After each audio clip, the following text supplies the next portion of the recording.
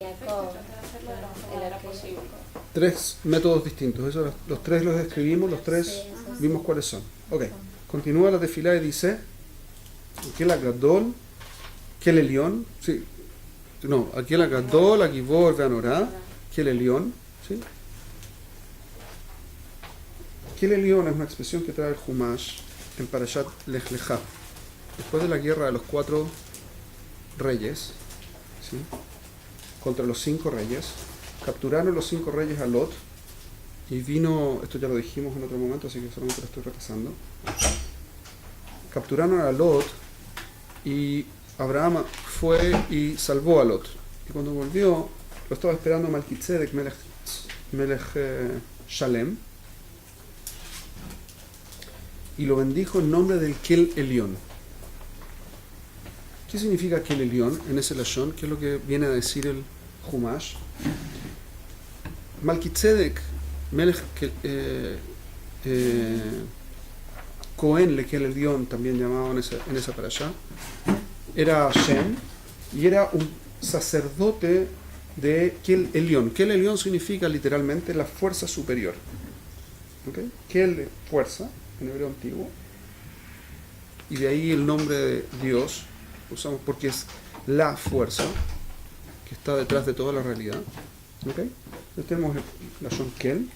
El león significa por encima, superior. ¿Okay? Es la fuerza superior. ¿Qué es lo que quería decir Malquitzedek, el sacerdote del Kel Elión, con este nombre, y que dice que Abraham es el bendito por el Kel Elión, por la fuerza superior? ¿Qué es lo que quería decir Malquitzedek? En el fondo es la percepción de que Dios está por encima de la realidad. ¿Okay? Ese es el concepto de Kel Elión. Dios existe, es uno, pero está por encima de la realidad. Es decir, no es que es parte integral, no es que yo puedo percibirlo literalmente, directamente a Dios. Es imposible, porque es un Kel Elión. Yo puedo percibir, sin embargo, 3 características de él, que es Gadol, Agibor, Ganora. Gadol, grande, Ha-Gadol, el grande, Ha-Gibor, el poderoso, Ha-Norá, de la Shon Irá. Ha-Norá es el que produce Irá. ¿Qué es lo que veníamos diciendo? ¿Qué es lo que es Irá? ¿Qué me puede decir lo que es Irá? Impresión, sobrecogimiento. Sobrecogimiento. Muy bien, sobrecogimiento. Si la próxima semana lo pregunto y me lo dicen. Sobrecogimiento. Voy a llegar a estudiarlo ahorita para... Van a haber hecho mi día.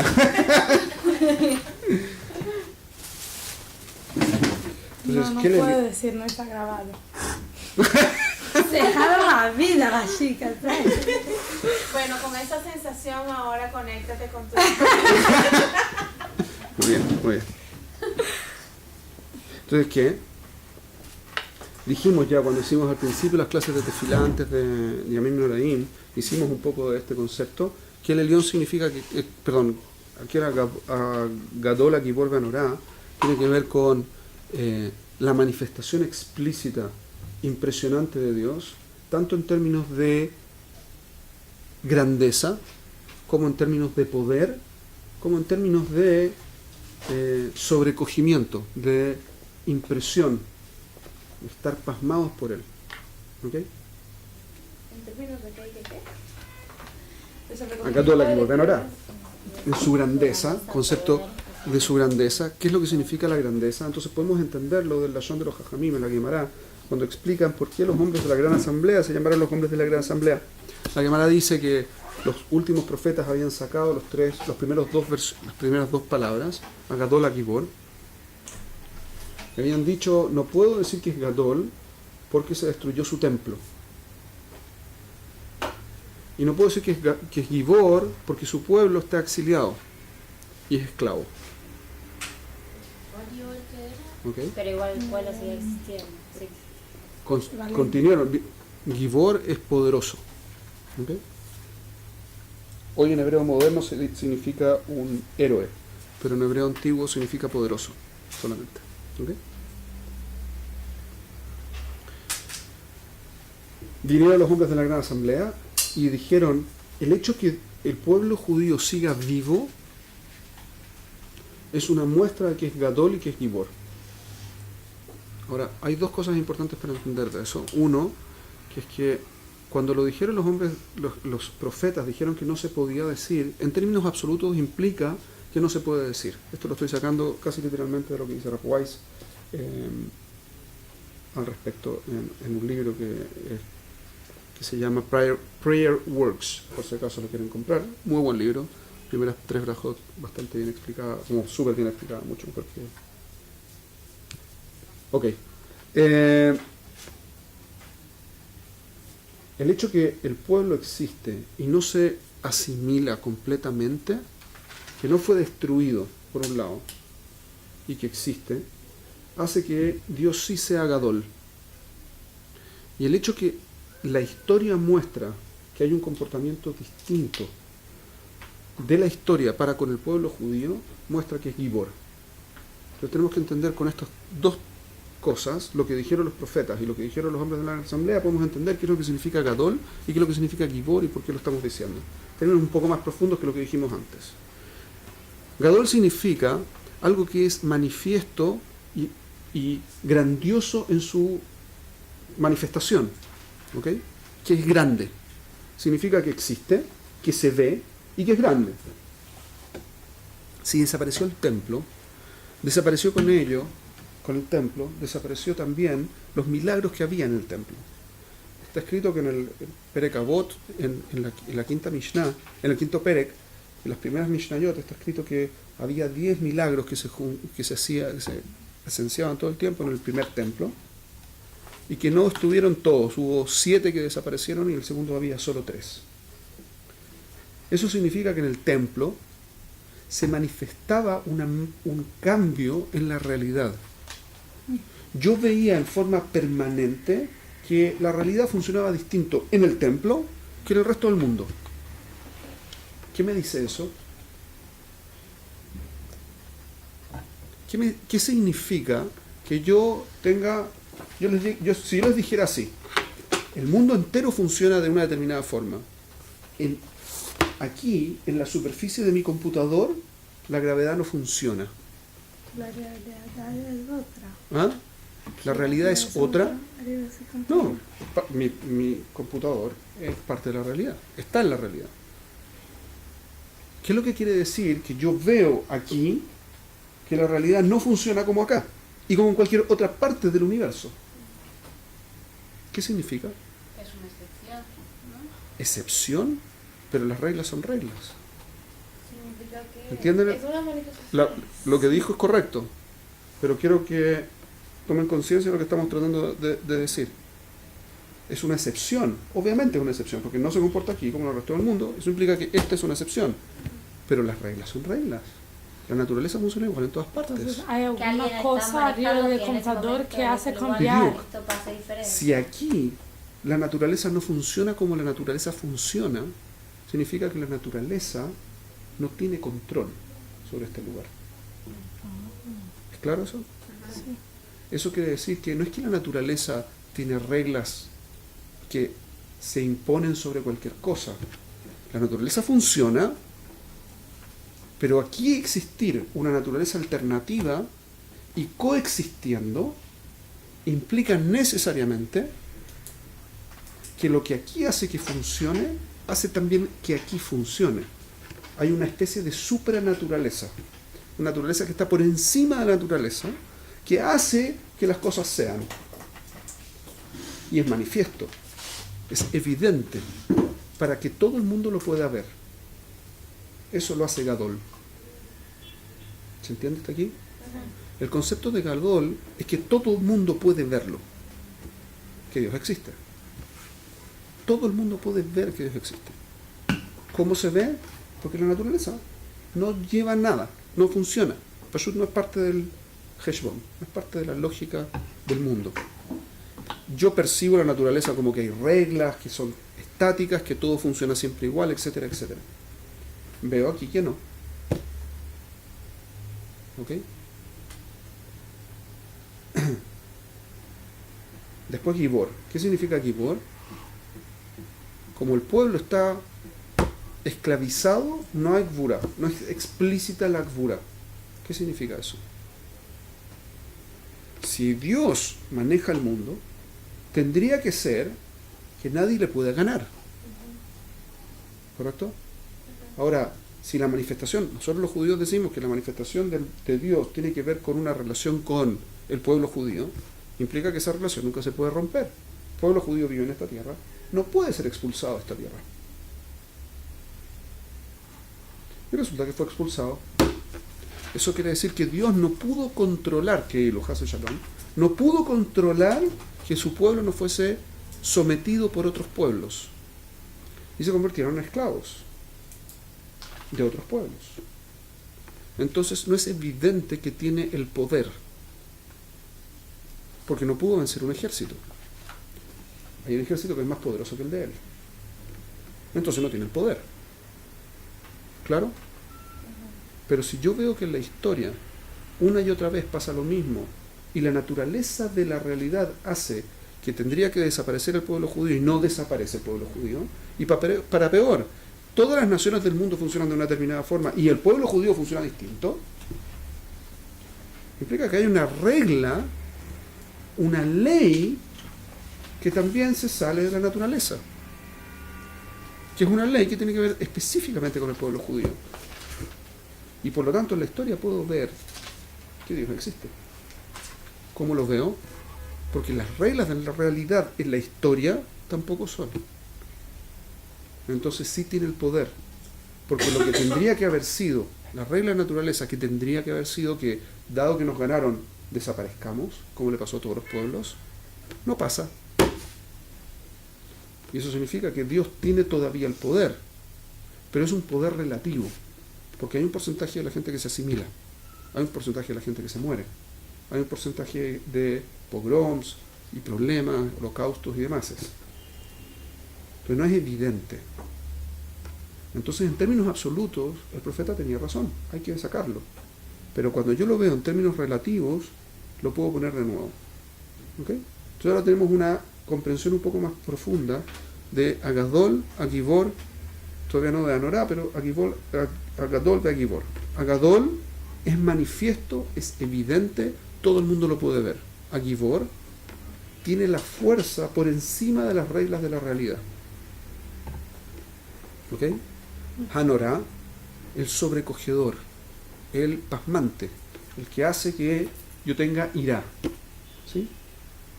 ¿Qué significa eso? Eso se puede ver en ambos lados, porque es el que maneja la realidad, el que generó la realidad como es, y como vimos hace poco rato, la realidad es impresionante. Sí. Así que yo puedo notar que detrás de toda la armonía que hay en la realidad, necesariamente hay algo que la armoniza, porque no, cada cosa por separado podría ser armónica, pero que exista armonía, como lo que decíamos antes, ¿cierto?, entre mamá e hijo, en el tiempo de amamantar, esa armonía no la maneja la mamá y no la maneja el hijo. El funcionamiento conjunto, el que haya los neuroreceptores y todos los sistemas, las ferormonas y hormonas y demás, para que las cosas funcionen como tienen que funcionar armónicamente, implica que hay algo que lo organiza. ¿Me siguen en la lógica? Esto lo dice el Rav Yehuda Levi en el Kuzari, en los primeros Shari. ¿Sí? Entonces este es el punto básico. No es tanto la maravilla de que exista un pájaro, el punto es que existe todo el ecosistema que sostiene al pájaro. Y desaparece el ecosistema y el pájaro se muere. Pero el ecosistema depende del pájaro. Es una cosa cíclica. Sí. Y eso es pasmante, nuevamente. Entonces yo puedo verlo antes de la destrucción, durante la destrucción y después de la destrucción. Así que Anorá no salió. Entonces tenemos estas tres características. Agadol, Agibor, Anorá, y todavía es un ser superior. Porque yo con estas tres características podría pensar que Dios está metido en la realidad. Sin embargo, no está metido en la realidad. ¿Qué es el Elión? Es una fuerza superior a la realidad. ¿Ok? ¿Hasta aquí es claro? Uh-huh. Seguimos con el lashon de la tefilá. Dice: Gomel Hasidim Tovim, Vekone Akol, Vesocher Hasdei Avot, Umeviko El Livnei Bneihem Lema'an Shemo Be'ahava. Es una cosa muy extraña, dice. Dice Gomel Hasidim Tovim. ¿Qué significa ligmol? La palabra ligmol, ¿qué significa? Destetar.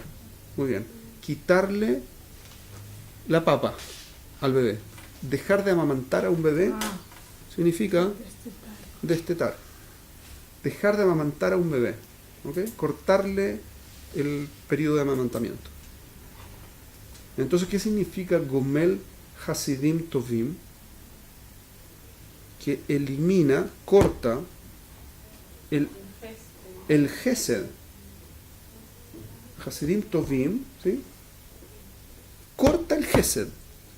¿Cómo llamamos nosotros a los actos de bondad? Gemilut Hasadim. ¿Cómo es esto? Gemilut Hasadim es hacer actos de bondad. Es una expresión en hebreo que significa un bitui, una expresión que significa en hebreo hacer actos de bondad. ¿Qué es lo que significa literalmente? Dejar de hacer actos de bondad. Extraño.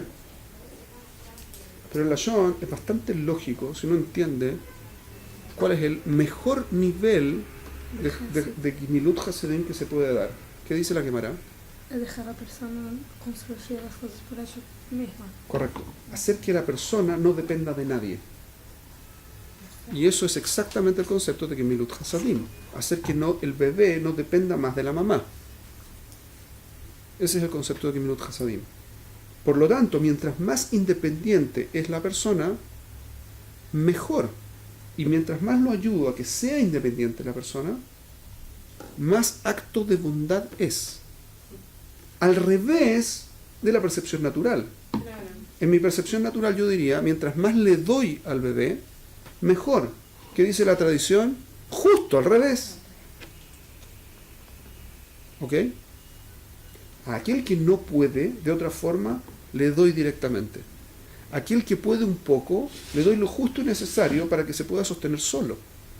Y si puedo hacer que ni siquiera sienta la dependencia, tanto mejor. ¿Quién hace esto específicamente? Hashem, Dios. Y eso también es notable. Eso quiere decir que Gomel Hasidim Tovim implica que Dios quiere quitarnos el Gesed como un acto de bondad. ¿Hasta aquí es claro? Sí. O sea, es un ser que puede todo, que tiene conexiones específicas con nosotros, 3 formas distintas de canalización de esta relación con nosotros, y hace el acto de bondad de dejar de darnos regalos. Gomel Hasidim Tovim. Kone Akol, y lo posee todo, lo que genera un problema nuevo. ¿Qué significa que lo posee todo en términos de que hace actos de bondad? No puede dejar de darnos, porque lo tiene todo. Yo no puedo acceder a nada si Él no me lo da. ¿Correcto?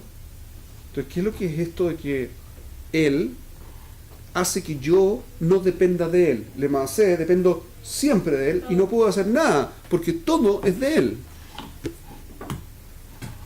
Ahora, todo es de Él, ¿por qué? ¿Desde qué momento la cosa es de Dios? Es que ella la crió. Porque la creó. ¿Qué es lo que dice la tefilá? Coné. ¿Qué significa coné? La adquirió. ¿Cuál es la diferencia entre creó y adquirió?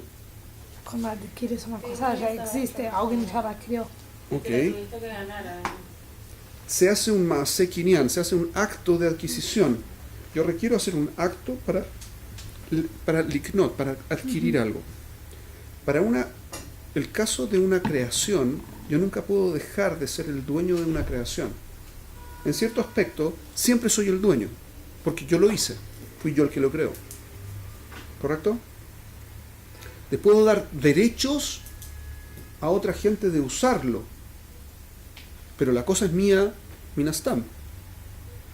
Por ejemplo, un libro, lo escribió Richard Bach, ¿sí? Richard Bach escribió un libro, lo que fue, cualquiera, da lo mismo, que estamos hablando por decir un nombre. Él escribió un libro. Arturo, ¿cómo se llama? Machado. ¿Cómo se llama? ¿Arturo Machado? Antonio Machado, gracias. Antonio Machado escribió muchas cosas. Él escribió, por ejemplo, Niebla. ¿Quién escribió Niebla? Arturo Machado. Antonio Machado. Si Antonio Machado escribió, da lo mismo que los descendientes tengan su derecho de autor y reciban la plata. El libro nunca va a ser de los descendientes, porque siempre fue Antonio Machado el que lo escribió, lo creó. La relación es irrompible. Entonces, él creó todo, así que no puede dejar de ser el dueño, pero puede convertirse, aparte de ser el creador, también en el que tiene la adquisición de las cosas. En términos de adquisición, eso se puede transferir, como los derechos de autor. Y aquí tengo una cosa novedosa. Eso quiere decir que Dios me da de todo, es dueño de todo, pero de una forma, constituyó el sistema de una forma en la que yo me puedo relacionar como quien adquiere.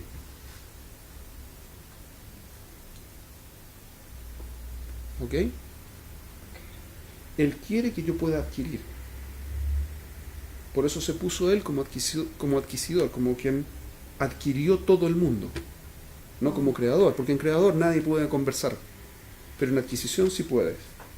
Por lo tanto, él da el acto de bondad de volverme independiente para que yo pueda adquirir. Gomel Hasidim Tovim, ve con Akol. Las dos cosas están conectadas. Él quiere que yo me vuelva independiente y al mismo tiempo me da la opción, porque él se convirtió en su relación conmigo en quien adquiere, no en quien es creador. ¿Ok? O sea, yo puedo hacer algo para adquirir entonces. Yo puedo adquirir lo mío, lo que sea mío. Para eso tengo que hacer un acto de adquisición también. ¿Estamos claros?